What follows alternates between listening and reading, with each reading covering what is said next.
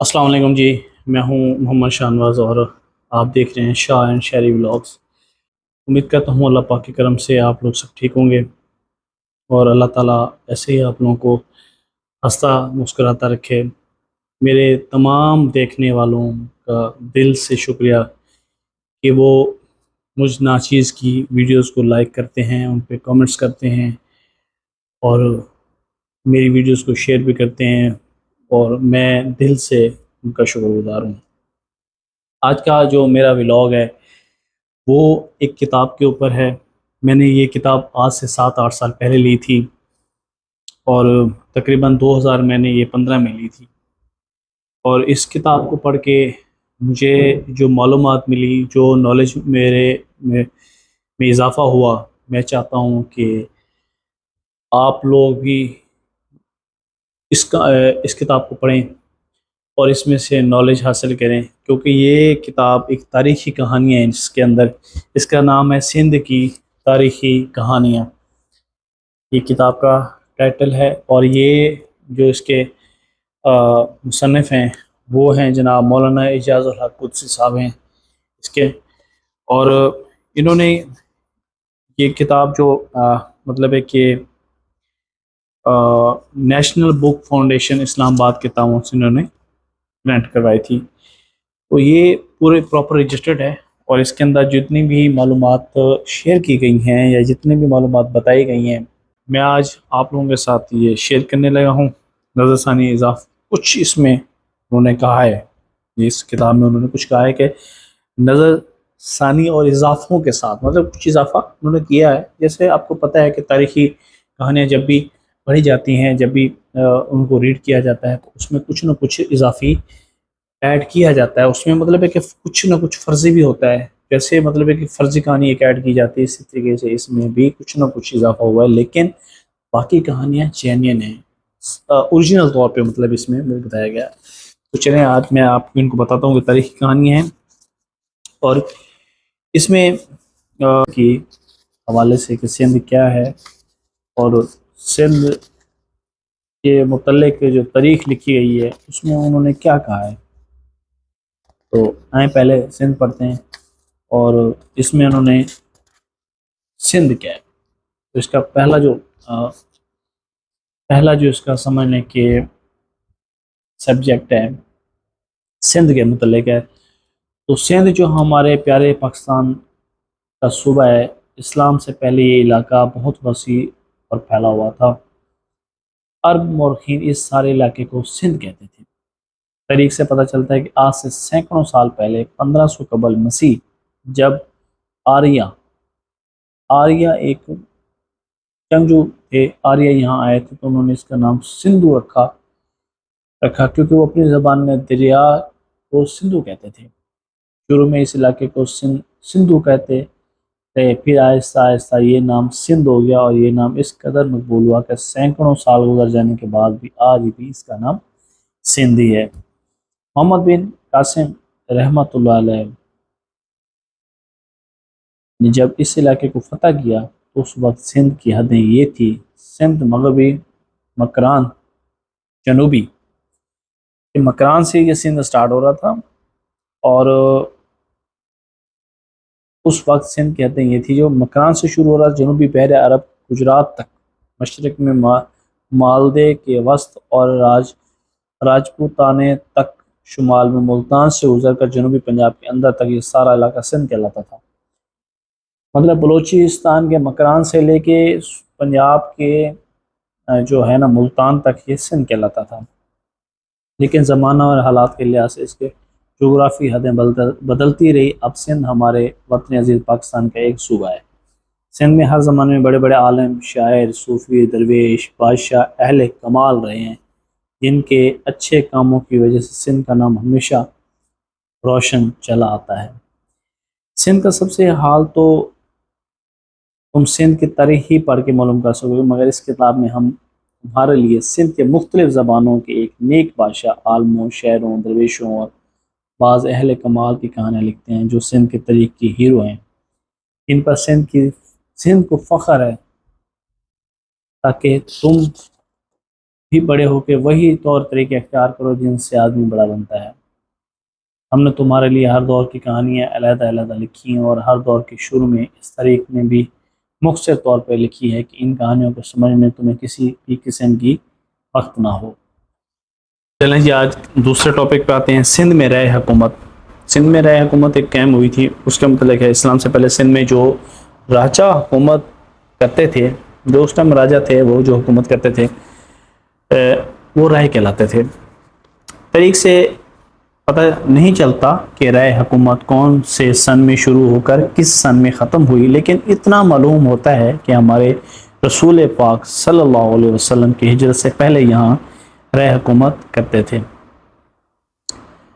جسے آج کل ہم رو بھی کہتے ہیں۔ رائے اصل میں لفظ رائے ہے، لیکن ہم نے اسے بگاڑ بگوڑ کے آگے پیچھے کر دیتے ہیں کرتے تھے، اور ان کی حکومت 133 سال تک رہی۔ رائے خاندان جو تھے سندھ میں 133 سال تک انہوں نے حکومت کی ہے، اور اس خاندان کے 5 راجا گزرے، جن کے نام یہ ہیں: رائے دیوائچ پہلا راجا جو تھا، ان کا دوسرا راجا جو تھا وہ رائے سیرس تھا، کیونکہ یہ مسلمان نہیں تھے اس ٹائم۔ تیسرا راجا رائے سہاسی تھا، چوتھا راجا راؤ سب ریس ثانی، اور 5واں راجا تھا رائے ساہیس ثانی۔ تو یہ 5 راجے گزرے تھے اس حکومت کے۔ رائے حکومت کے راجوں اور دار حکومت الوار تھا۔ الوار اس سمے سندھ کا ایک شہر تھا۔ ان کے حدود و حکومت مشرق میں کشمیر کنوج تک، مغرب میں مکران بندو دیل تک، شمال میں صورت بندر کے سرحد تک، اور جنوب میں سرحد کندھار، سرستان، کوہ سلیمان، کردان کے کانان تک تھے۔ چونکہ رائے خاندان کے راجاؤں کا تاحال تاریخوں میں نہیں ملتا، اس لیے ہم نے صرف ان کے نام ہی درج کیے ہیں۔ رائے سہاسی ثانی رائے خاندان کا آخری راجا تھا، اس کی کوئی اولاد نہ تھی۔ اس نے 7 ہجری 628 میں وفات پائی، اور رائے خاندان کی حکومت ختم ہو کر برمن راج شروع ہوا۔ مطلب ہے کہ وہ خاندان ختم ہو گیا اور حکومت ہی برہمن کی آ گئی رائے سے۔ تو یہاں پہ یہ سٹوری ختم ہو جاتی ہے۔ اس کا اگر اس کو تاریخ میں چلے جائیں تو یہ بہت بڑی سٹوری بن جاتی ہے۔ اور جب ایرانیوں کا حملہ اگلا ہمارا ٹاپک ہے، آج سے کوئی 1200 سال پہلے 7ویں صدی عیسوی میں ایک راجا تھا، اس کا نام سیرس، سندھ کا پرانا شہر الوار اس راجا کا راج دھانی تھا۔ تھوڑی سے 5-6 میل جنوب مشرق کی میں تھا، جس کو کھنڈروں پر ایک چھوٹا سا قصبہ اس نام سے اب بھی موجود ہے۔ رائے سیرس بہت ہی نیک اور مصنف مزاج راجا تھا، رعایا کے ساتھ اس کا سلوک بہت اچھا تھا، رعایا بھی اس پر جان دیتی تھی۔ راجا اور رعایا بڑے چین و آرام سے زندگی گزار رہے تھے۔ اچانک نیمروز کے بادشاہ نے کرمان کے راستے سے سندھ پر چڑھائی کر دی، اور کیچ مکران پہنچ کر اس وقت سندھ کے متحد تھا، کیونکہ اس ٹائم وہ مکران سندھ کے اندر میں آتا تھا، تو اس وجہ سے اس نے اس سائڈ سے مکران سے پہلے شروع کی۔ مکران پہ اس نے کیچ کے علاقے سے، کیچ کا علاقہ وہی ہے جو سسی پونو کی سٹوری آپ کو پتہ ہوگا، آپ نے سنی ہوگی، پہنچ کر اس نے سندھ کے متحد تھا، لوٹ مار مچائی اور پھر لوگوں کو پکڑ لیا۔ جب اس کی خبر الور میں راجا سیرس کو ملی تو وہ بے قرار ہو گیا، اور اس ظلم کا بدلہ لینے کے لیے اس نے ایک بڑا لشکر تیار کیا اور فوج لے کے مکران پہنچا۔ اس نے نیمروز بادشاہ سے کہلا بھیجا کہ اگرچہ لڑنا پھرنا ہمارا شیوا نہیں، لیکن چونکہ تم نے میرے ملک کے لوگوں پر ظلم کیا ہے، اس لیے میں ان مظلوموں کا بدلہ تم سے ضرور لوں گا۔ نیمروز بادشاہ بھی لڑنے کے لیے تیار ہو گیا۔ پھر کیا تھا، دونوں کی فوجوں میں بن گئی، عثمان کی لڑائی ہوئی، اور خود راجا سیرس اس لڑائی میں شریک تھا اور بڑی بہادری سے لڑا۔ دشمن اس کی لڑائی کو دیکھ کے گھبرائے اور ہوئے تھے، اتفاق سے ایک تیر راجا کے گلے میں آ کے لگا اور وہ وہیں پہ دلیری سے لڑتا ہوا مارا گیا۔ اس کی فوج، جب لیڈر ہی آپ کا مارا گیا تو پھر وہ فوج کہاں ٹکتی ہے؟ فوج منتشر ہو گئی۔ راجا کے مرنے کے بعد نیمروز کے بادشاہ کی فوجوں نے شہر کو خوب لوٹا۔ جب یہ خبر الوار پہنچی کہ راجا سبریس مارا گیا تو راجا کے امیروں نے آپس میں مشورہ کر کے اس کے بیٹے رائے سہاسی کو اس کی جگہ راجا بنا دیا۔ عموماً ایسے ہوتا تھا کہ ایک راجا اگر وہ مارا گیا ہے تو پیچھے اگر اس کی اولاد ہے تو اسی کو فوراً ہی تخت پہ بٹھا دیا جاتا تھا تاکہ پیچھے سے سلطنت بچ سکے، پیچھے سے نظام چل سکے۔ تو یہ ایک چھوٹی سی سٹوری ہے۔ آگے چلتے ہیں جی۔ آگے میں آپ کو بتاتا ہوں جو بڑی بہترین ہے، راجہ طاہر کی عجیب پیش گوئی کی سٹوری سناتا ہوں۔ یہ آپ سنیں گے تو آپ کو بھی مزہ آئے گا۔ راجہ طاہر کی عجیب پیشن گوئی۔ پہلے اس ٹائم پیشن گوئیاں، نجومی، یہ ان لوگوں پہ بہت زیادہ بلیو کیا جاتا تھا کہ یہ ایسے ہوگا ایسے کہ آج تک بھی یہ ستاروں کا کھیل ہے جیسے چل رہا ہے۔ تو اس ٹائم بھی یہ کام ہوتے تھے اور بہت زیادہ ہوتے تھے۔ چندر کے مرنے کے بعد ملک کے بڑے بڑے لوگوں نے صلاح مشورہ کر کے ایک رائے ہو کر چچ کے بیٹے دائر کو تخت پر بٹھایا اور دائر سندھ کا راجہ بنا۔ اپنی حکومت کے پہلے سال وہ الور میں رہا اور ملک کے انتظامات کو بہتر بنانے کے لیے تدبیریں سوچتا رہا۔ ایک سال کے بعد پورے سندھ کا دورہ کیا۔ سندھ کی مشرقی سرحد پر جا کر اس نے قابل بھروسہ لوگ رکھے تاکہ باہر کے عملوں سے سندھ محفوظ رہے۔ یہ سمندر لیڈر ہوتے تھے پہلے جو، کیونکہ اس ٹائم یہ نیٹ ورک نہیں تھی، موبائل نہیں تھا، یہ چیزیں نہیں تھی، تو وہ پہلے راجے جو تھے وہ فیلڈ میں خود جاتے تھے۔ جو بارڈر ایریا تھا نشان دے لگی ہوتی تھی بھئی یہاں یہ ایریا ہمارا ہے، تو وہاں پہ چوکیاں بنی ہوتی تھی، وہاں پہ فوج بیٹھی ہوتی تھی، اس ٹائم کے سپاہی بیٹھتے تھے۔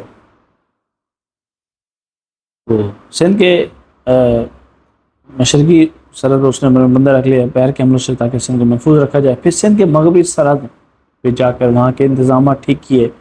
وہاں سے وہ بارہمن آباد پہنچا اور چند دن برہمن آباد میں رہ کے اپنا چھوٹے بھائی ترسیم کو برہمن آباد کا حاکم مقرر کر دیا۔ پھر وہ وہاں سے کیچ مکران پہنچا اور وہاں چند مہینے ٹھہر کر کارامان کے بادشاہ سے، جس کی سلطنت کی حدیں سندھ سے ملتی تھی، محبت اور دوستی کو معاہدے کی اور اس طرح سندھ پہ حملے کے اس خطرے کو دور کر دیا ہمیشہ کے لیے۔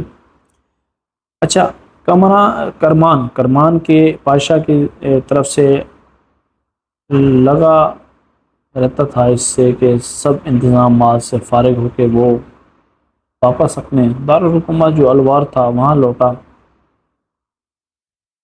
راجہ طاہر نے اپنے ملک کے انتظامات ٹھیک کر کے اس کی خبریں برابر پہنچ رہی تھی، جن کو سن کر الوار کے چھوٹے بڑے خوشی سے پھولے نہ سماتے۔ جب راجہ کے آنے کی خبر ملی تو سارا شہر اس کے استقبال کے لیے امن پڑا۔ راجہ طاہر نے بھی اس دن خزانے کے منہ کھول دیا اور جی بھر کے شہر کے چھوٹے بڑے کو نعم و اکرام سے نوازا۔ شہر کے بڑے بڑے نجومیوں اور برہمنوں کا ایک وفد بھی راجہ سے ملا اور واپسی کی مبارکباد پیش کی۔ نجومیوں نے کہا، مہاراج کو خدا سلامت رکھے، ہم نے آپ کا اور آپ کے بھائی بہن کا زچہ بنایا، آپ دونوں بھائیوں کا تعلق مبارک ہے۔ اس سے زچہ مناتے تھے بہت سارے لوگ۔ ہمیں اس میں کوئی نجوست نظر نہیں آتی، لیکن آپ کی بہن کے زیچے سے معلوم ہوتا ہے کہ جو آدمی بھی اس سے شادی کرے گا وہ اس سندھ کے تخت و تاج کا بادشاہ ہوگا اور بائی رانی یہاں سے باہر نہیں جائے گی۔ لوئی کیسے لوگ تھے؟ راجہ طاہر برہمنوں کی پیش گوئی سن کے پریشان ہو گیا۔ اس نے ایک دن وزیروں، مصیبوں، پنڈتوں، نجومیوں کو بلا کے مشورہ کیا کہ کہا کہ اب تم بتاؤ کہ مجھے کیا کرنا چاہیے، اتنی بڑی سلطنت ہے میرے پاس، حکومت کیسے چھوڑ سکتا ہوں میں دوسروں کو اس ملک کا راجہ کیسے بننے دے سکتا ہوں، آپ ہی بتائیں۔ تو جتنے ہی پنڈت تھے، نجومی تھے، وہ سارے انہوں نے پھر مشورہ دیا، آپس میں مشورہ کیا، اور اس کے بعد اس کے سوا کوئی اور ترتیب میری سمجھ میں نہیں آتی کہ میں خود بھائی کے ساتھ شادی کر لوں۔ وہ اپنی بہن کے ساتھ شادی کرنے کے لیے تیار ہو گیا۔ سب نے یک زبان ہو کے کہا کہ مہاراج یہ بڑا پاپ ہے، سارے ملک میں بڑی بدنامی ہوگی۔ طاہر نے کہا میں نے اس کا علاج بھی سوچ لیا ہے، تم جانتے ہو کہ میں خود بھی اس کا اچھا نہیں سمجھتا، اور جو چیز بری ہے اس کو اچھا کون بنا سکتا ہے۔ صاف ظاہر ہے کام غلط ہے، بہن اپنی سے شادی کرے گا تو کام غلط ہے۔ وہ نجومیوں نے اور پنڈتوں نے تو وہ ایک پیشن گوئی کی، راجہ صاحب نے کہا جی میں ہی شادی کر لوں گا۔ پھر جب انہوں نے کہا جی یہ تو پاپ ہے، یہ گناہ ہے بہت بڑا، تو اس نے کہا جی میرے پاس اس کا بھی علاج ہے۔ رسمی طریقے پر یہ ہو سکتا ہے کہ ہندو دھرم کے مطابق میرا اور بائی کے درمیان گٹھ بندھن کی رسم ادا کر دی جائے، یعنی میری دھوتی کے کونے سے اس کو اوڑھنی کا پلہ باندھ دیا جائے، اس طرح رسماً وہ میری رانی اور میں یہاں کا راجہ ہوں گا، لیکن ہم میں میاں بیوی والا تعلقات قائم نہیں ہوں گے۔ نجومیوں کے بعد یہ پوری ہو جائے گی اور میں پاپ سے بچ جاؤں گا۔ لوگوں نے دائر کی اس بات کو پسند کیا اور شادی کی رسم باقاعدہ پارامانوں نے ادا کی اور دونوں کی شادی ہو گئی۔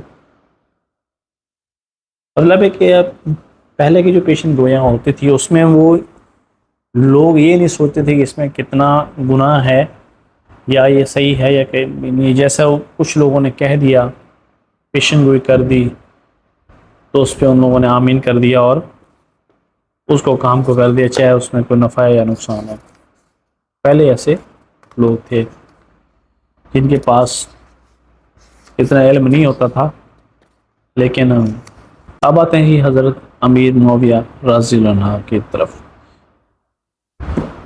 خلافت راشدہ کا زمانہ ختم ہونے کے بعد سن 1661 اور 62 میں بنی امیہ کے پہلے خلیفہ امیر معاویہ رضی اللہ عنہ مقرر ہوئے۔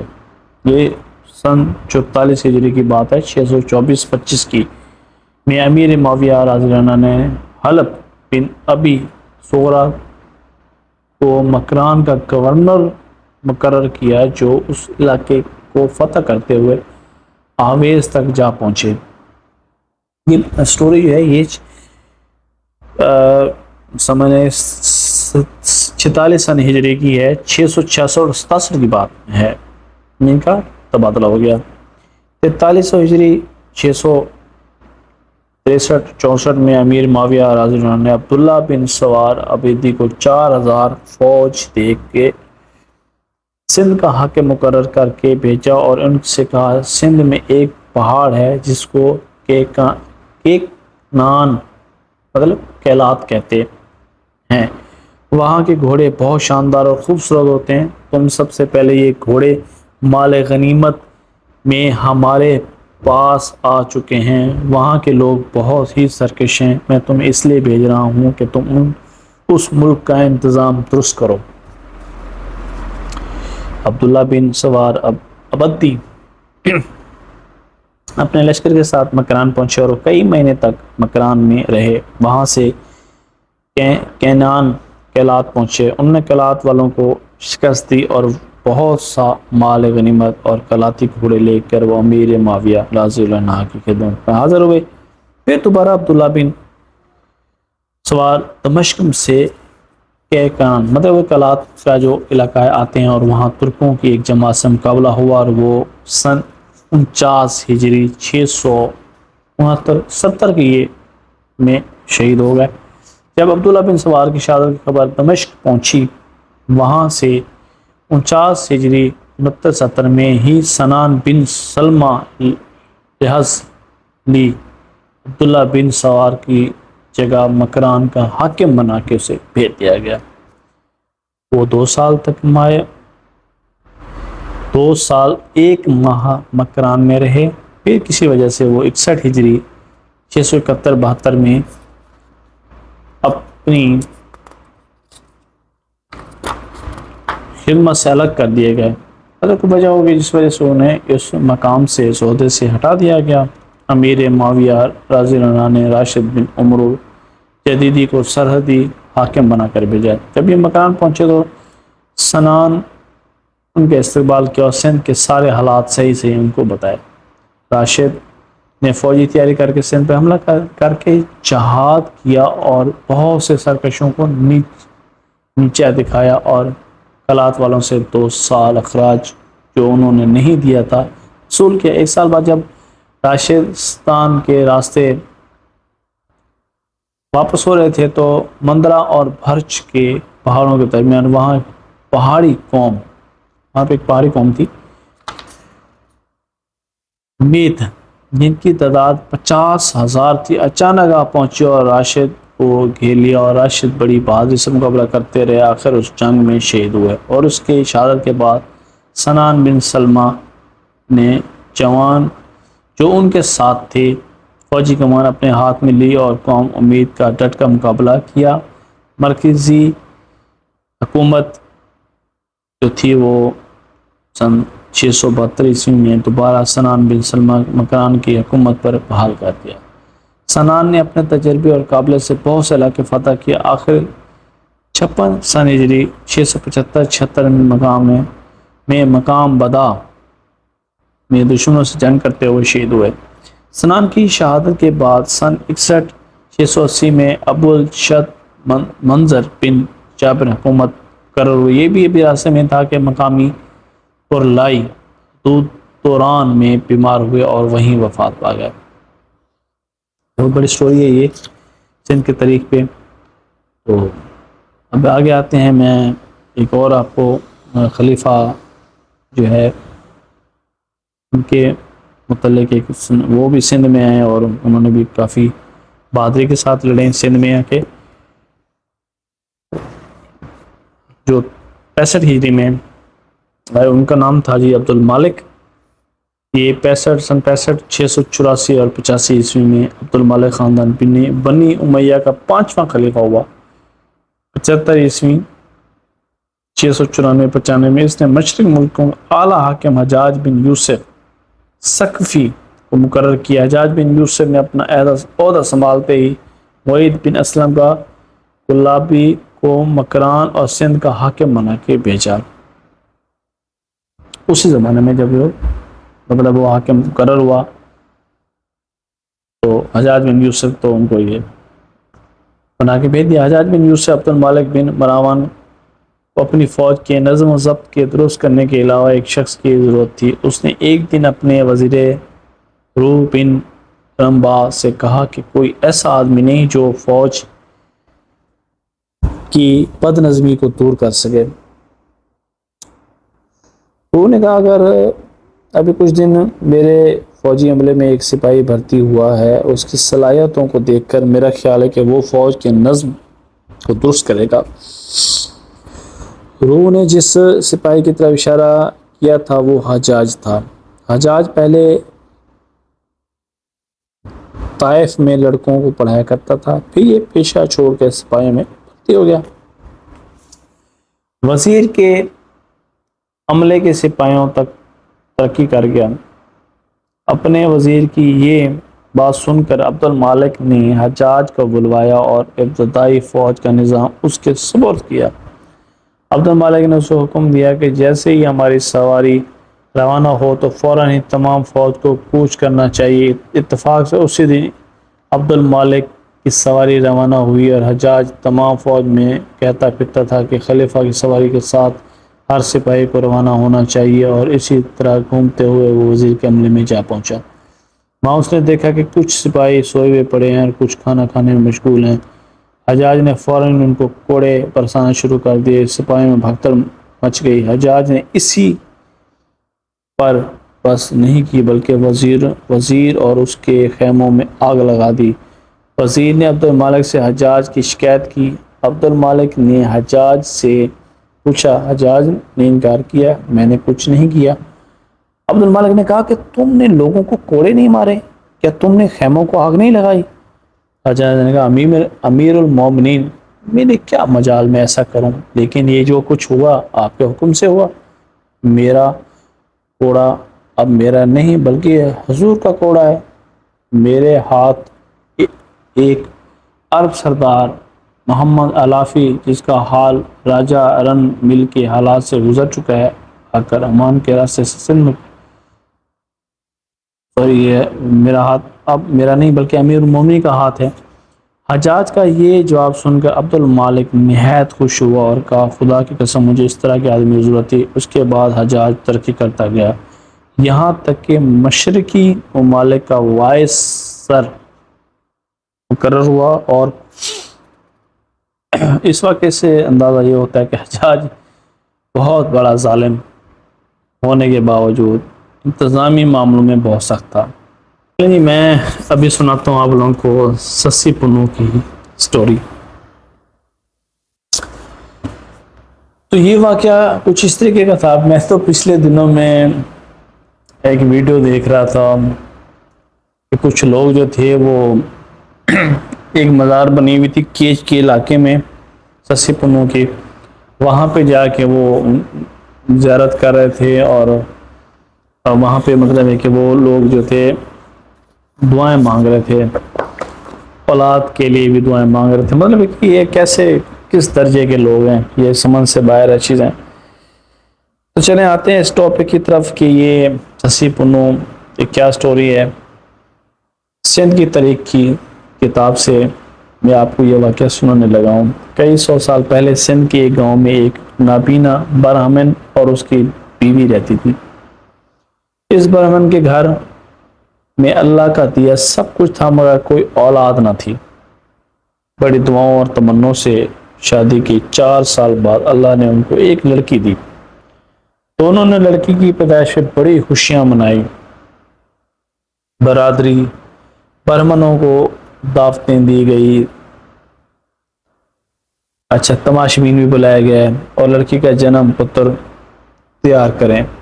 پہلے یہ ہوتا تھا کہ وہ کنڈلی تیار کرتے تھے کہ یہ جی اب بچہ پیدا ہوا ہے تو یہ کیا بنے گا، یہ کیا کرے گا، اس کی شجرہ نسب نکالو، اس کا فلانی چیز نکالو، مطلب وہ بڑی لمبی سٹوری ہو جاتی تھی۔ تو جی انہوں نے جناب اس کا برادری میں انہوں نے اپنی پوری جشن منایا۔ جنم پتر تیار ہو رہا تھا کہ ایک توشی اس جوشی ہوتے تھے جو گھبرا کر کھڑا ہو گیا۔ لوگوں نے اس کی گھبراہٹ کو دیکھ کے پوچھا کہ کیا بات ہے، تو جو جوشی تھا وہ جوتشی، اسے جوتشی اب انڈیا میں بھی ہیں، اب بھی ہیں جوتشی، اس کو جوتشی بولتے ہیں، جو مطلب ستاروں کو پڑھنا، اس کا نکالنا جس دن پیدا ہوئی ہے وہ آگے کیا کرے گی کیا کرے گا، یہ اس طریقے کے معاملات مطلب ہوتے تھے۔ تو کھڑا ہو گیا، گھبرا گیا جب اس نے مطلب خوفناک لہجے میں کہا کہ مجھے اس کے جنم پتر سے ایسا معلوم ہوتا ہے کہ یہ لڑکی کسی مسلمان سے شادی کرے گی۔ جوتشی کی یہ بات سن کے سب لوگ گھبرا گئے، کیونکہ برہمن تو ایک ہندو ہیں، تو گھبرا گئے۔ ماں باپ کے دل سے لڑکی اتر گئی، ساری محفل درہم برہم ہو گئی۔ مطلب ان کو جب ایسا معلوم ہوا، یا ایسا معلوم نہیں ہوا، مطلب ایسا جب انہوں نے توشی کی جو جوتشی جو تھا اس کی جو مطلب ہے کہ اس نے اس کی جنم کنڈلی جب بتائی تو انہوں نے یہ جی کسی کی مسلمان سے شادی ہوگی، تو وہ بیٹی کو جو وہ محبت پیار کر رہے تھے وہ انہوں نے اتار دیا اس کو دل سے۔ یہ سن کر سب لوگ گھبرا گئے، ماں باپ کے دل سے لڑکی اتر چکی تھی، محفل درہم برہم ہو گئی۔ پچھلی رات کو برہمن اور اس کی بیوی نے لڑکی کو ایک صندوق میں ڈال کر دریا میں بہا دیا۔ اب ان کے پاس وہ ایک ہی حل تھا کہ یا تو اسے مار دیں، یا تو اسے کہیں پھینک دیں، یا تو بہا دیں۔ تو انہوں نے کیا کام کیا کہ انہوں نے ایک صندوق میں ڈالا اور اسے بہا دیا۔ صندوق دریا کے بہاؤ کے رخ پر بہنے لگا، یہاں تک کہ آنکھوں سے اوجھل ہو گیا، وہ دور چلا گیا۔ جب انہوں نے اسے بہا دیا تو وہ چلا گیا آگے۔ صبح کا وقت تھا، شہر بھنبھور سندھ کا بڑا مشہور شہر ہے، کہ گھاٹ پہ دھوبی کپڑے دھو رہے تھے۔ ایک دھوبی نے دیکھا کہ ایک صندوق دور سے دریا میں بہتا ہوا نظر آ رہا ہے، اور وہ چلا آ رہا ہے۔ ارے بھائی دیکھو یہ کیا چیز ہے، اس نے آواز لگائی لوگوں کو۔ اس کے چلانے پہ سب دھوبی جمع ہو گئے کہ بھائی کیا ہوا ہے. اس نے کہا کہ یار یہ سامنے دیکھیں اب ایک صندوق آ رہا ہے دریا میں بہتا ہوا. سب نے مل کے دریا سے صندوق نکالا اور اپنے چودھری کے پاس لے گئے جس کا نام محمد تھا. بھنبھور میں جو ذکر کیا گیا ہے یہ ٹھٹھا کے قریب شہر ہے اور اب بھی موجود ہے. ابھی بھی یہ سندھ میں موجود ہے, ایسا نہیں کہ ابھی موجود نہیں, ابھی بھی موجود ہے. یہ نکالا اور اپنے چودھری کے پاس جس کا نام محمد تھا اس کے پاس لے گئے. محمد دھوبی نے صندوق کا ڈھکنا اٹھایا اور دیکھا اس میں لپٹی ہوئی ایک چاند سی منی لڑکی انگوٹھا چوس رہی. وہ بچے جیسے انگوٹھا چوستے ہیں نا, تو وہ چھوٹی سی بچی تھی بھوک سے, مطلب کس ٹائم کی وہاں سے انہوں نے دریا میں ڈالی تو وہ آ رہی تھی, تو وہ بھوک سے وہ انگوٹھا چوس رہی تھی. محمد دھوبی کو بھی کوئی اور اولاد نہیں تھی, مطلب اس کی کوئی اولاد بھی نہیں تھی. وہ اس لڑکی کو لے کے خوش خوش اپنے گھر آیا اور اپنی بیٹی بنا لی. محمد دھوبی نے اس کا نام سسی رکھا. سسی کا معنی ہے چاند. کئی برس گزر گئے. سسی جوان ہو چکی تھی اور اتنی خوبصورت تھی کہ اس کے حسن کے چرچے دور دور تک چلے گئے. کیچ اور مکران کا شہزادہ پنو اس زمانے میں نیا نیا تخت پہ بیٹھا تھا. جو پنو جس کی بات کرتے ہیں وہ اس ٹائم کیچ کا شہزادہ تھا. تو کیچ مکران کا علاقہ ایک بلوچستان میں ابھی بھی ہے. مصاحبوں کی محفلیں شور و زور سے جمتی تھی. ایک رات مکران کے بادشاہ پنو کا دربار جمع ہوا تھا. صاحب اور امیر جمع تھے. طرح طرح کی باتیں ہو رہی تھی کہ کسی مصاحب نے کہا بھنبھور کے شہر میں محمد دھوبی کی لڑکی سسی اتنی خوبصورت حسین کہ واقعی چاند اور سورج بھی اس کے سامنے شرماتے ہیں. جیسے مطلب محفل لگتی ہے, بادشاہوں کی محفل لگتی تھی اور اس میں تبصرہ ہوتا تھا کہ فلاں بندہ بہت بہادر ہے, فلاں بندہ بہت جنگجو ہے, فلاں عورت بڑی دلیر ہے, فلاں عورت بہت خوبصورت ہے. تو اسی طریقے سے وہاں پہ جو لوگ تھے انہوں نے سسی کے حسن کی تعریف کر دی پنو کے آگے. پنو چونکہ وہاں کا بادشاہ تھا تو اس کے سامنے انہوں نے تعریف کر دی. محفل سجی ہوئی تھی, اس محفل میں اس نے تعریف کر دی کہ جی محمد دھوبی جو ہے اس کی بیٹی جو سسی ہے ماشاءاللہ وہ بہت خوبصورت چاند جیسی ہے. تو انہوں نے سنا اور سسی کی محبت کا چراغ اس کے دل میں روشن ہو گیا کہ یار اتنی خوبصورت ہے. اسے مطلب ایک جسے کہتے ہیں نا کہ روحانی محبت ہو گئی اس سے. محفل برخاست ہو گئی, محفل ختم ہو گئی, لوگ تھک کر سو گئے مگر پنو جاگ رہا تھا. مطلب اس کے دل میں کسی کی محبت جاگ اٹھی, ایک روحانی محبت جاگ اٹھی اور وہ سب سو گئے, سب چلے گئے, وہ جاگ رہا تھا کہ یار سسی کیسی ہو گئی, سوچ رہا ہوگا. وہ سوچ رہا تھا کہ وطن کو چھوڑ کر تخت و تاج کو لات مار کر بھی اگر سسی اسے مل جائے تو بڑی بات ہے. اس نے فیصلہ کر لیا اور ہر چیز کو چھاڑ کر سسی حاصل کرے گا. اس نے یہ ارادہ کر لیا, یہ اس کا اٹل فیصلہ تھا. اس نے سوچ لیا کہ اب میں نے یہ کام کرنا ہے اور کوئی کام نہیں کرنا. یہ بہت ساری سٹوریز چلتی رہتی ہیں کہ یہ پنو جو تھا اونٹ چلاتا تھا, پنو جو تھا وہ جانور چلاتا تھا, بکریاں چلاتا تھا. یہ چیزیں مطلب اس طریقے کی بنی ہوئی تھیں. تو it خیر ایسا کچھ نہیں تھا, ایسا نہیں تھا. وہ خود بھی ماشاءاللہ سے ایک شہزادہ تھا. تو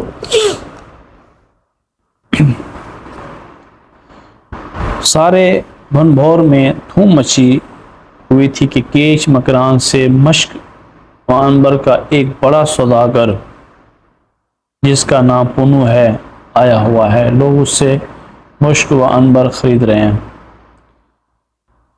یہ بات سسی کے کان میں بھی پڑی. وہ بھی جہاں پنو ٹھہرا ہوا تھا مشق و عنبر خریدنے کے لیے آئی. دونوں نے ایک دوسرے کو دیکھا. देखती ससी के दिल में भी पुन्नू की मोहब्बत का चिराग जल उठा। ससी घर वापस आई। अब उसके तस्वुर में पुन्नू बसा हुआ था और वहाँ पुन्नू के तस्वुर में सिर्फ ससी घूम रही थी। अब तो उन्होंने एक दूसरे को देख लिया, पहले तो नहीं देखा हुआ था ससी ने, ना पुन्नू ने देखा हुआ था। उसे खाना पीना अच्छा लगता था, ना उसके दिल में किसी काम में लगता था। ये पुन्नू का भी हाल हो गया और ससी का भी ये हाल हो गया। एक दिन उसने मोहब्बत की कहानी एक सहेली को सुनाई। उसने सहेली ने इशारों में मोहम्मद धोबी से सब कुछ कह दिया। मोहम्मद धोबी ने कहा, मैं धोबी हूँ और अपनी लड़की की शादी अपनी कौम से बयान नहीं कर सकता। ससी की सहेली ने मोहम्मद धोबी से कहा कि पुन्नू अगरचे अब मश्क व अंबर का सौदागरी करता है मगर वो भी ज़ात का धोबी है। मतलब पुन्नू के उसने उसकी सहेली ने धोबी बना दिया कि धोबी है भाई, इससे भी शादी आप कर सकते हो, मोहम्मद धोबी को बोला।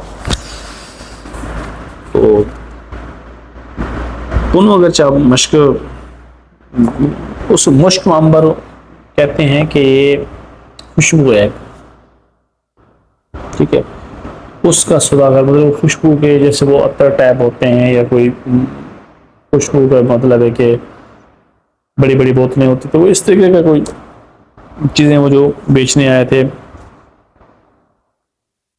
तो धोबी ने कहा कि मुझे तुम्हारी इस बात का यकीन नहीं है, मैं तुम्हारी ये बात सच्ची जब मान सकता हूँ जब तुम्हें कपड़े देता हूँ और उनको धोए, अगर उसने उनको सही तौर पे धोया तो मैं समझूंगा कि वो धोबी है। अब वो ससी की सहेली को उसका वालिद कहता है कि तुम कहती हो कि वो धोबी है, तो मैं ऐसे करता हूँ, मैं तुम्हें कपड़े देता हूँ, वो धो के दे, अगर वो उसने सही धोए तो मैं समझ जाऊंगा ये धोबी है। क्या वो शहजादा था। अच्छा जी, फिर ये हुआ कि जनाब उसने चंद कपड़े पुन्नू को धोने के लिए ससी की सहेली के हवाले किए और पुन्नू के पास लाई और मोहम्मद धोबी ने जो उससे कहा कि वो सारी बात इस तरह कहे। पुन्नू कपड़े लेकर दरिया पे गया और कपड़े धो रहा था। कपड़े धोते धोते उसके हाथ जख्मी हो चुके थे। उसने जिस कपड़े को धोया वो वही फट गया। मोहब्बत के इस इम्तिहान में नाकाम होकर वो मायूस दरिया के किनारे बैठ गया। वो सोच रहा था कि काश मैं शहजादे के बजाय एक धोबी होता। कोई शहजादा सोच रहा है कि मैं काश धोबी होता। इतने में ससी की सहेली दरिया के किनारे, उसने देखा कि पुन्नू के हाथ जख्मी हो चुके हैं, कपड़े फटे हुए हैं पड़े हुए और पुन्नू उदास गोभी घाट के किनारे बैठा हुआ है। उसने पुन्नू को तसल्ली देते हुए कहा, मत घबराओ, अब भी कुछ नहीं बिगड़ा, तुम एक एक अशरफी हर कपड़े में रखकर उसके मालिकों को दे आओ, वो सब खुश हो जाएंगे और तुम्हारे अच्छे कपड़े धोने के धूम सारे भनबोर में मच जाएगी। पुन्नू ने ऐसे ही किया। सारे शहर में धूम मची हुई थी कि पुन्नू बहुत अच्छे कपड़े धोता है। क्या बात है जी। अच्छा, मोहम्मद धोबी को मुतमईन तो हो गया वो, जब वो लोग कहने लगे जनाब उसने अच्छे कपड़े उसने धोए हैं, उसने ससी की शादी पुन्नू से बड़े धूम से कर दी। दोनों बड़े आराम से जिंदगी गुजार रहे थे लेकिन पुन्नू के साथी परदेश से तंग आ चुके थे। उन्हें अपने वतन केश मकरान की वादियां याद आ रही थी और वो चाहते थे कि जल्द से जल्द मकरान पहुंचे। पुन्नू के साथी थे जो पुन्नू के साथ आए हुए थे। शहजादा था, सादर उसके साथ भी आगे पीछे कुछ लोग थे जो उसके साथ रहते थे। मकरान में पुन्नू का बाप उसका इंतजार करते करते थक चुका था। उसने बनबोर पर एक कासिर को भेजा और वो पुन्नू को जाकर लाए। कासिर ने पहुंचकर हर तरह पुन्नू को समझाया मगर वो मकरान चले, मगर पुन्नू का जवाब से ये था कि बनबोर को अपना वतन बना चुका हूँ जनाब, अब मैं मकरान वापस नहीं आ सकता, माजरत। उसने हाथ खड़े कर दिए कि जनाब मैं यहाँ से अब वापस नहीं आ सकता। कासिर नाकाम, मकरान लौट गया। उसके पास कोई और हल नहीं था। पुन्नू के बाप ने तीनों बेटे चंदे, होती और मोती को हुक्म दिया कि मंबोर जाएं और जिस तरह भी हो सके पुन्नू को वापस मकरान लेके। तो बेटे थे, 3 बेटे थे, तीनों को उसने ऑर्डर दिया कि जाएं अपने भाई को मकरान वापस लेके आए।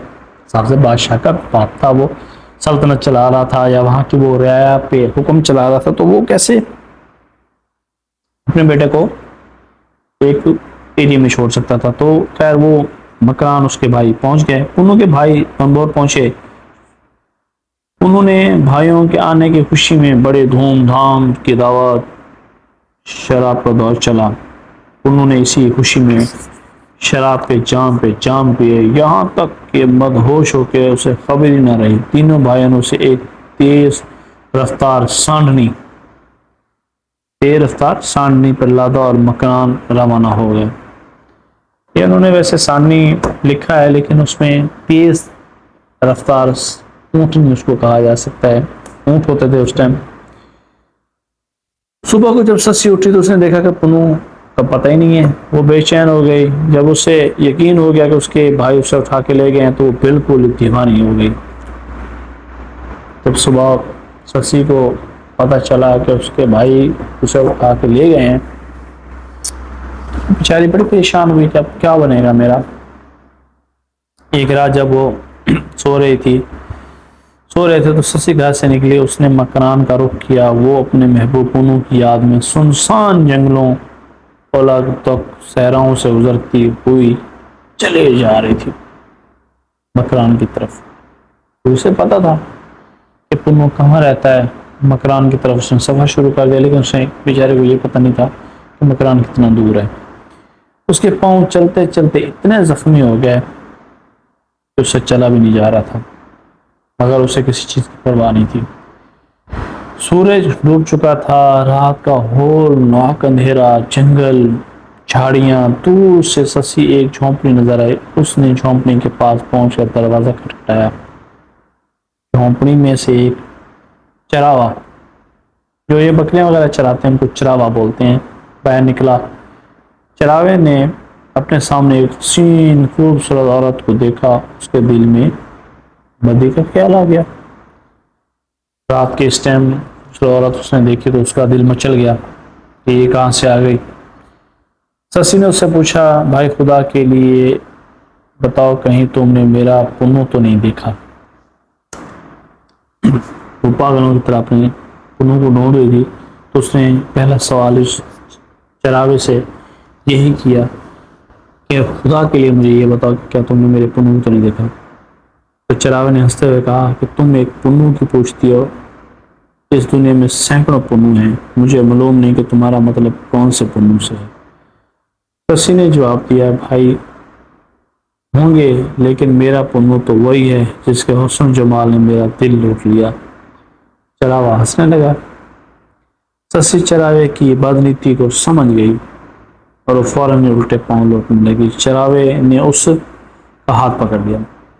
सस्सी ने एक चीख मारी, लेकिन फिर भी चरावे ने उसको अपनी तरफ खींचना चाहा, मगर उसको जोर से पकड़ा हुआ था। सस्सी ने दर्दनाक लहजे में कहा, काश ऐ जमीन तू ही मुझे अपने अंदर छुपा लेती।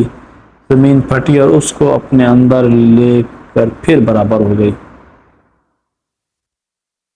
मतलब ये कि उसने अपने दिल से आवाज निकाली कि ऐ जमीन तू फट जा, मुझे अपने अंदर ले ले, तो बजाय कि ये खींच के मुझे अपने बाहों में ले ले या अपने साथ मेरे साथ वो कोई बदी कर ले। पुन्नू और उसके तीनों भाइयों का काफिला बड़ी तेजी से मकान के रास्ते तय कर रहा था। एकदम पुन्नू को होश आया। उसने होश में आते ही अपने भाइयों से पूछा, मैं कहाँ हूँ? पुन्नू तो चूंकि शराब पी थी पूरी रात, तो वो होश में नहीं था। तो जब उसे होश आया तो उसने अपने भाइयों से पूछा कि मैं कहाँ पे हूँ। तो भाइयों से पूछा जब, तो भाई जो थे उन्होंने सारा किस्सा सुनाया कि हमें वाले साहब ने भेजा है कि जाके ले आओ उसे, जैसे भी करो। उन्होंने की बात सुन के बिल्कुल दीवाना हो गया। उसने ऊंट से छलांग लगाई और लोग उसको पकड़ने की कोशिश में, मगर वो बहुत दूर निकल चुका था। मतलब वो जो लोग उसके साथ थे उसको पकड़ने की पूरी कोशिश कर रहे थे, लेकिन पुन्नू जब दीवानावार भागा और उनसे बहुत दूर निकल चुका था। उसकी जबान पे सस्सी सस्सी था। जंगल, बयाबान, पहाड़ उसकी आवाज गूंजते थे। यहाँ तक सस्सी के मोहब्बत उसको भी इस चरावे की झोंपड़ी पे ले आए। आप देखेंगे वो کہاں سے بھاگا اور وہ بھاگتے بھاگتے سسی کی محبت میں چراوے کے پاس پہنچ گیا جہاں پہ سسی پہنچی تھی۔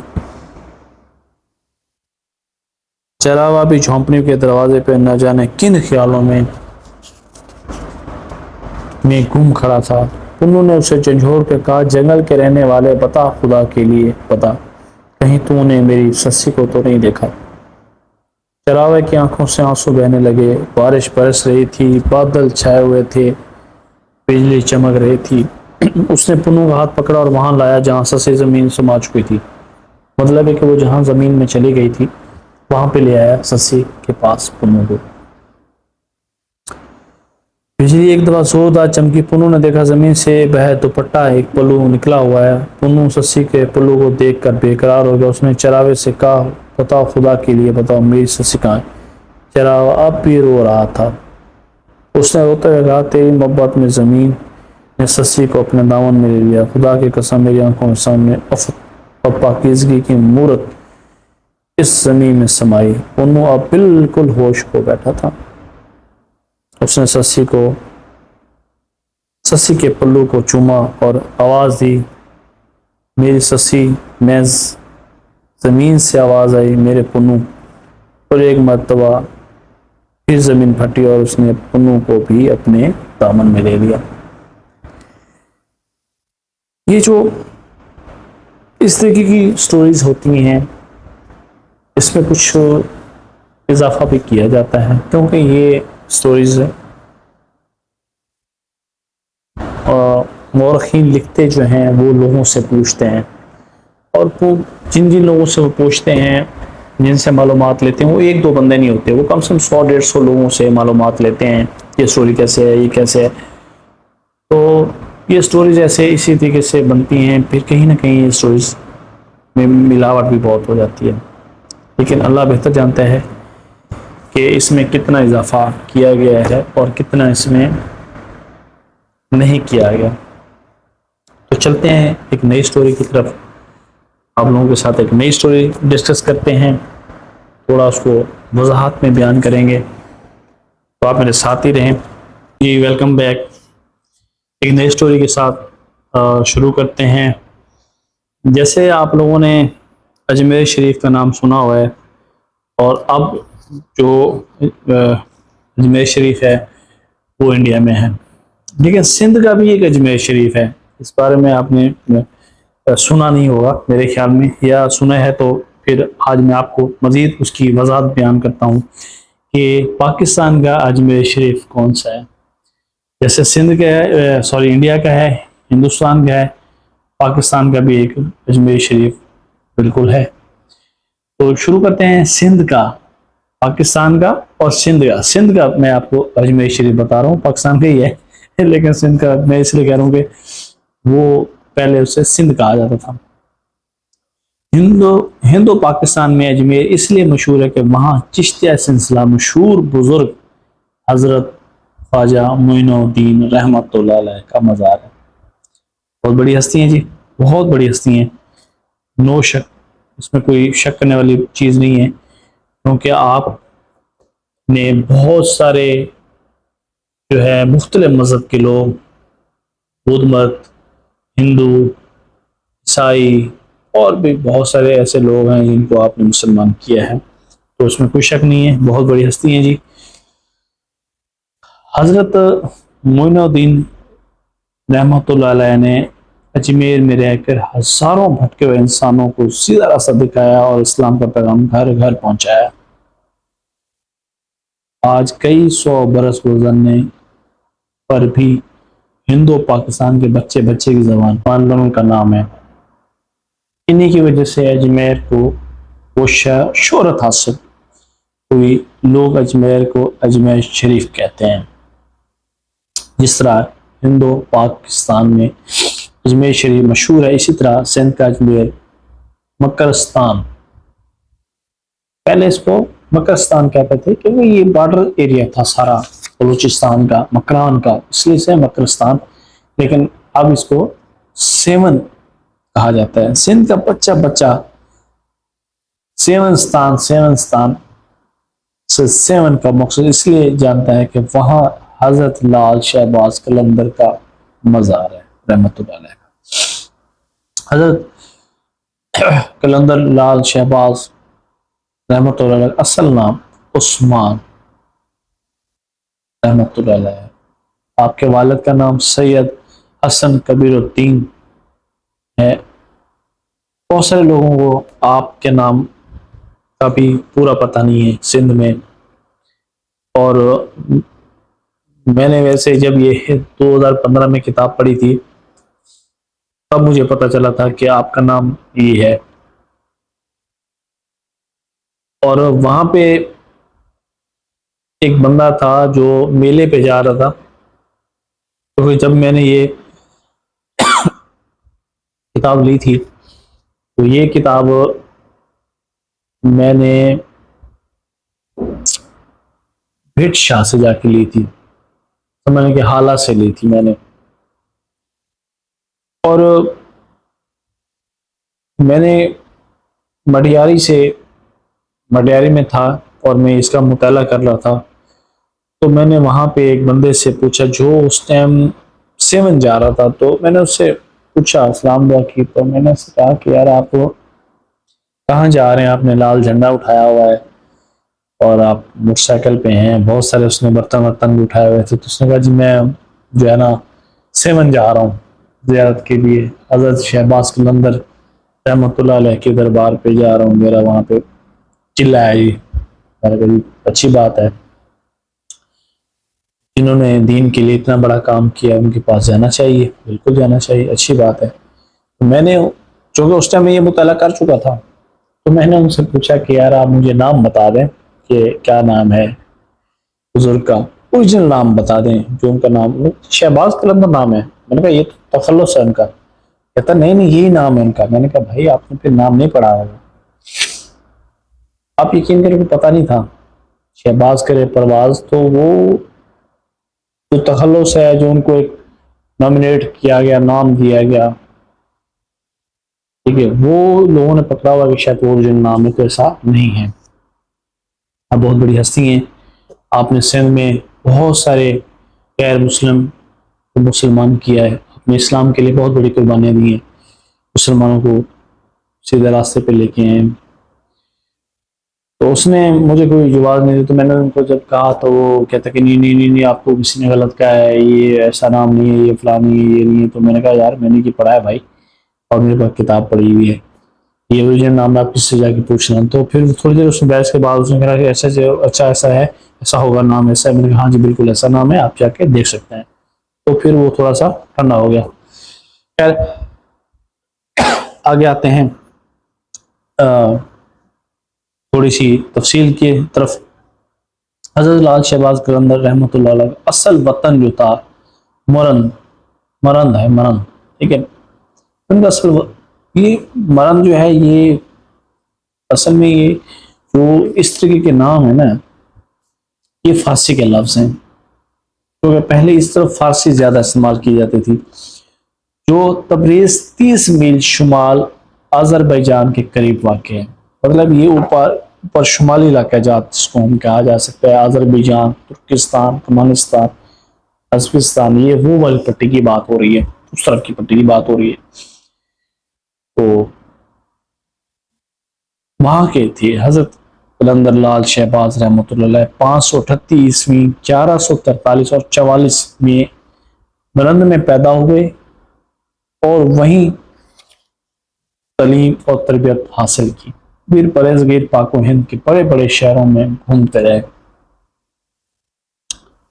جہاں آپ کو معلوم ہوتا ہے کہ کوئی بڑا عالم یا بزرگ موجود ہے، وہیں آپ اس سے فیض حاصل کرنے کے لیے پہنچ جاتے ہیں۔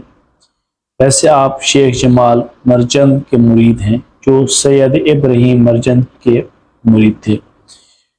مطلب ہے کہ پہلے جو بزرگ ہوتے تھے وہ بھی کسی بزرگ کے مرید ہوتے تھے، ایسا نہیں ہے کہ وہ مطلب ہے کہ انہوں نے بزرگی خود سے سیکھی ہے، چلا کاٹا ہے یا کوئی اس طریقے سے کام کیا، تو اس میں کچھ ایسا نہیں تھا۔ وہ کسی پراپر کسی بزرگ کے پاس تعلیم حاصل کرتے تھے، کئی سال میں، 1 سال 2 سال کی بات نہیں ہوتی تھی، 10 12 سال ایک جگہ پہ رہتے تھے، پھر اس کے بعد پھر وہاں سے جب پتہ چلتا تھا کہ اب یہاں سے میں نے فیض حاصل کر لیا ہے، تو پھر کسی اور طرف موو کرتے تھے، کسی اور پہنچی ہوئی ہستی کے پاس جاتے تھے، یا تو جس کے پاس رہ رہے ہوتے تھے وہی ان کو اگر ریکمنڈ کر دیتے تھے کہ آپ نے یہاں جو جس مقصد کے لیے آپ آئے تھے، میرے پاس اتنے علم ہے، میں نے آپ کو دے دیا ہے، اب آپ مجھ سے تیار ہیں، آپ آگے چلے جائیں۔ تو یہ پھر آگے چلے جاتے تھے، آگے سفر کرتے تھے، تبلیغ کرتے تھے اسلام کی، لوگوں کو اصلاح کرتے تھے، لوگوں کو صحیح راستے پہ لے کے آتے تھے۔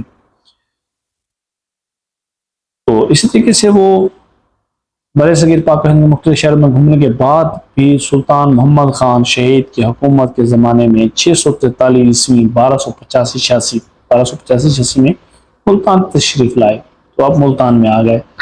خان شہید نے آپ کو بے حد تمیز و تقریر اور بہت کوشش کی کہ ملتان میں رہ جائیں۔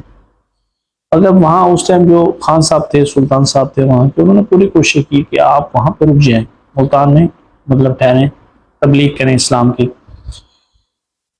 اس نے آپ کے لیے خانقاہ بنوانے اور خانگاہیں بنوائی جاتی تھی پہلے، مطلب ایک جیسے اب آج کل مدرسے ہیں، تو پہلے خانگاہیں بنائی جاتی تھی کہ یہاں پہ بزرگ رہیں گے اور وہاں پہ ہی وہ اپنا شاگردوں کو پڑھائیں گے، تو اس طریقے کے انتظامات کیے جاتے تھے۔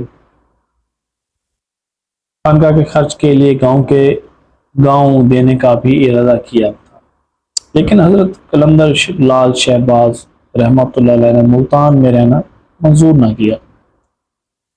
اس کی کیا ریزن ہے تو یہ نہیں ہے اتنا ہمارے پاس علم، لیکن انہوں نے انکار کر دیا کہ میں یہاں پہ نہیں رہوں گا، میں آگے جاؤں گا۔ بعض نے آپ کے ملتان تشریف لانے کا سن 662 ہجری 1263-64 لکھا ہے، مگر کچھ مورخ جو ہے انہوں نے تاریخ آگے پیچھے ہے، مطلب ہے کہ کوئی 1263-64 لکھتا ہے، کوئی 1285-86، یہ تب کی ڈیٹیں ہیں لکھتے ہیں۔ تو ایسا معلوم ہوتا ہے کہ ملتان سے آپ شاہ شمس کے ساتھ ہندوستان تشریف لے گئے۔ شاہ شمس تبریز رحمۃ اللہ علیہ بھی بہت بڑی ہستی ہیں، ان کے ساتھ کہا جاتا ہے کہ آپ سندھ میں تشریف لے، کیونکہ اس ٹائم سندھ میں ہندو، برہمن، بہت سارے ایسے لوگ تھے جہاں پہ اسلام کی تبلیغ زیادہ ضروری تھی۔ اور شیخ ابو علی قلندر رحمۃ اللہ پانی پتی کی خدمت میں حاضر ہوئے، انہوں نے آپ سے فرمایا کہ ہندوستان میں پہلے ہی سے 3 قلندر موجود ہیں، تمہیں واپس پھر سندھ جانا چاہیے۔ انہوں نے آپ سے فرمایا کہ ہندوستان میں، مطلب وہاں سے وہ جو آئے تو پھر ہندوستان چلے گئے ہیں۔ فرمایا کہ ہندوستان میں پہلے ہی 3 قلندر موجود ہیں، تمہیں واپس پھر سندھ جانا چاہیے۔ چنانچہ ان کے فرمانے کے بعد حضرت لال قلندر شہباز رحمۃ اللہ علیہ 7 تشریف لائے اور سندھ کے اسی شہر میں آخر وقت تک رہے۔ آپ نے 7 میں رہ کر لوگوں کو سیدھے راستے پر لگایا، ان کے اخلاق کو سنوارا، انسانوں کے دلوں میں نیکی اور سچائی کی لگن پیدا کی، ایک دوسرے کے ساتھ پیار محبت سے رہنا سکھایا۔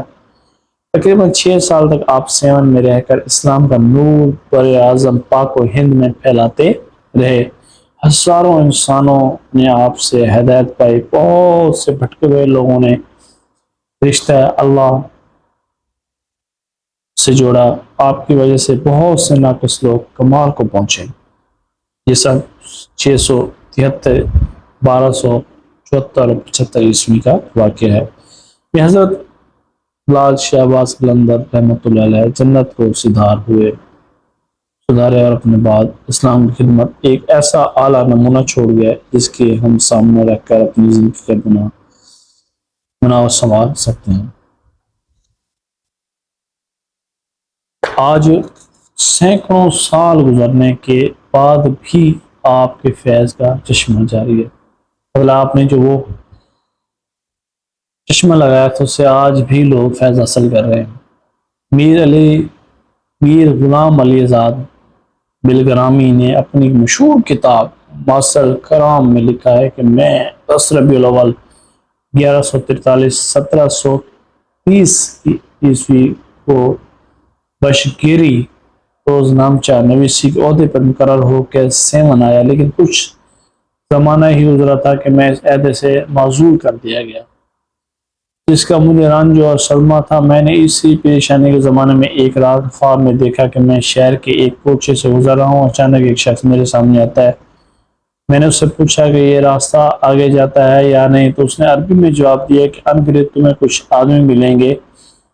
میں ابھی چند قدم ہی چلنے پایا تھا کہ مجھے 3 شخص ملے جو درویشوں کے واضح لباس میں تھے۔ یہ تینوں کے تینوں ایک جگہ بیٹھے ہوئے تھے اور ان میں ایک ان سب کے پیشوا نظر آتے تھے۔ ان میں پاس گیا اور سلام کیا، میں اپنے عہدے پہ بحال ہو جاؤں گا۔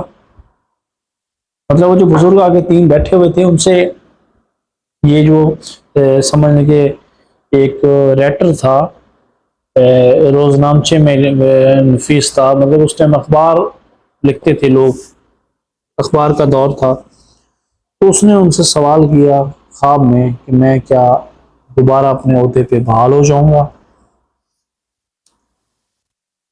تو یہ سن کر بزرگ نے اپنا سر امرا کعبے میں جھکا لیا۔ تقریباً 1 گھنٹے وہ جھکا رہا سر، پھر سر اٹھا کے فرمایا ہاں تم بحال ہو جاؤ گے۔ میں نے عرض کیا کیا واقعی ایسا ہوگا؟ فرمایا ہاں ہاں، ہم جو تم سے کہتے ہیں۔ آخر 1 سال بعد میں اپنے عہدے پہ بحال ہوا اور ان بزرگ کی یہ بات پوری ہوئی۔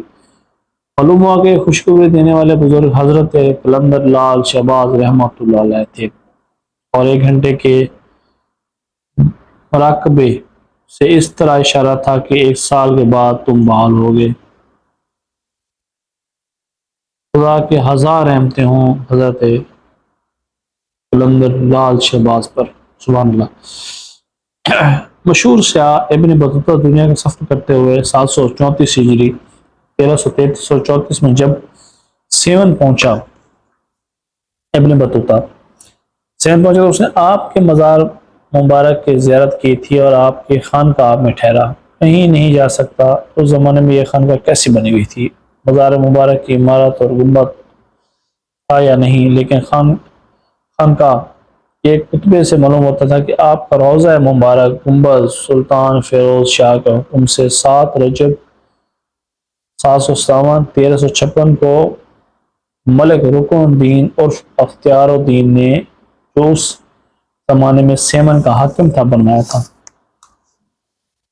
جس میں 7 طاق اور 6 گنبد تھے۔ پھر ٹھٹھا کے بادشاہ مرزا جانی بیگ نے 933 1585 عیسوی میں اس عمارت کی توسیع ترمیم کرائی۔ 1009 1600 سے 1601 عیسوی میں مرزا جانی بیگ ترخان کے بیٹا مرزا غازی بیگ ترخان نے اپنی صوبہ داری اس زمانے میں اس عمارت میں ترمیم کرائی۔ مطلب جو اس ٹائم کے موجودہ حکمران تھے یا حاکم تھے اس علاقے کے، وہ اپنے دور میں اپنی حیثیت کے مطابق اور سمجھنے کے اپنے بجٹ کے حساب سے وہ اسی خانقاہ کو اور آپ کے گنبد کو، آپ کے مزار کو بہتر سے بہتر طریقے سے کام کروانے لگے۔ حکومت آگئی۔ تالپور کی حکومت کے زمانے میں میر کرم علی خان ولی سندھ نے حضرت شہباز قلندر رضی اللہ عنہ کے روضہ مبارک کی عمارت کو مرمت کرائی اور روضہ مبارک 1231 ہجری 1815 سے 16 میں چاندی کا دروازہ نصب کرایا۔ یہ دروازہ اب بھی موجود ہے۔ ہر سال شبان میں سیون میں حضرت قلندر لال شہباز اور بڑی دھوم دھام سے منایا جاتا ہے۔ دور دور سے لوگ آ کر مبارک اور زیارت کرتے اور فاتحہ پڑھتے ہیں۔ بزرگ دین، بزرگ ولی اللہ اور بہت سارے جو ہے نا نام سے پکارا جاتا ہے۔ لوگ بہت سارے آتے ہیں جو آپ کی دربار پہ، آپ کے مزار پہ زیارت کرتے ہیں، فیض حاصل کرتے ہیں، آپ کے اسلام کی خدمات کو پڑھتے ہیں، آپ کو سلام پیش کرتے ہیں، آپ سے بہت بڑا فیض حاصل کرتے ہیں۔ اللہ ताला ऐसे ही बुज़ुर्गों की मुख्तलिफ इलाकों में ड्यूटियाँ लगाते रहे ताकि इस्लाम फैलता रहे, मोहम्मद का दीन चलता रहे। बहुत सारे बुज़ुर्ग आगे आए जिन्होंने इस्लाम के लिए बहुत सारे काम किए, मुसलमानों के लिए बहुत सारे काम किए और लोगों को मुसलमान किया और एक मतलब है कि दीन पे चलने की तौफीक दी अल्लाह ने लोगों को। बुज़ुर्गों ने खिदमत की दीन की। इसी टॉपिक के साथ एक हम नया टॉपिक देखते हैं। इसमें पहले आपको स्टोरी सुनाता हूँ मैं तालपुर, जिनको सिंधी में टालपुर भी कहा जाता है, अदी तालपुर। ये पुरानी हिस्ट्री है इनकी, ये बहुत पुरानी कास्ट है सिंध की, तालपुर। और यहाँ के वली वारिस भी रहे हैं तालपुर वाले। और इनका जो सिंध में जो शजरा नसब है देखा जाए तो बहुत पुराना है। दिखाते हैं ये आगे आपको तालपुरों की थोड़ी सी ऐसे छोटी सी स्टोरी आपको सुनाते हैं, साथ रहे हमारे। तालपुर खानदान बलूचों की एक शाख है। सिंधी नहीं, ये बलोच हैं। अच्छा, बलोचों का बयान है कि इनका ख़ानदानी सिलसिला रसूल पाक सल्लल्लाहु अलैहि वसल्लम के चाचा हज़रत हमज़ा राज़ी अल्लाह अन्हु से जा मिलता है। इनका कहना है कि वहाँ से ये शजरा नसब हमारा चला है। बलोच सन 995 हिजरी में अकबर के ज़माने में हल्ब से बलोचिस्तान आए थे। बलोच जो थे, जो बलोच कास्ट है, ये हल्ब से आए थे बलोचिस्तान में अकबर के ज़माने में, और यहीं रहने सहने लगे। उन्हें इन्हीं के नाम पे इस सूबे का नाम बलूचिस्तान पड़ा। इन्हीं में से इस ख़ानदान के बाज़ लोग सिंध में आकर बसे और यहीं खेती बाड़ी और दूसरे कारोबार करने लगे। मतलब ये एक शाख जो कबीला था, हल्ब से आया, बलूचिस्तान में वहाँ बसे।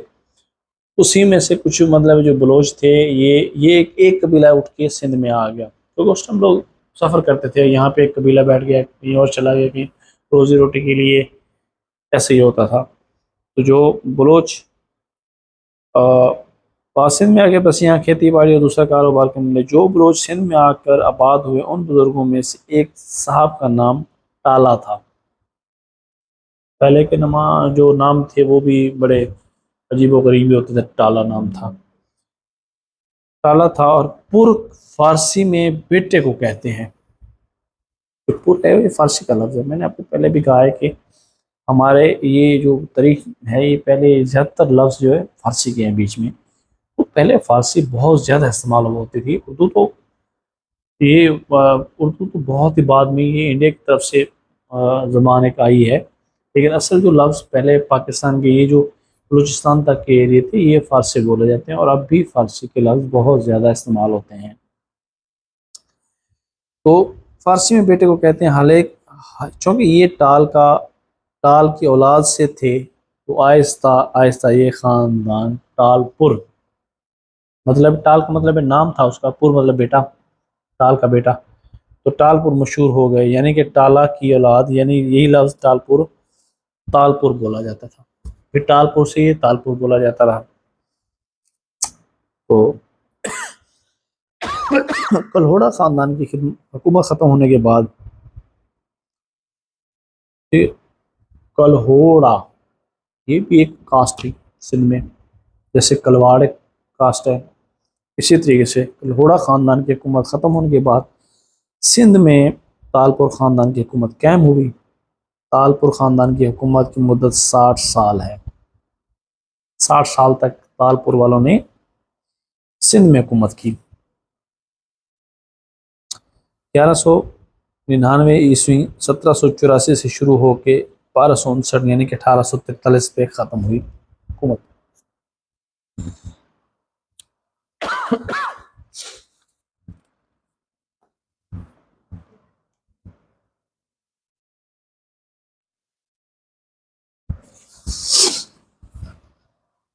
अस्सलाम वालेकुम जी। एक नई स्टोरी के साथ शुरू करते हैं। अभी मैंने आप लोगों के साथ स्टोरी शेयर की थी वो थी तालपुर वालों की। अभी आप लोगों के साथ शेयर करने जा रहा हूँ मैं शहर हैदराबाद की बुनियाद।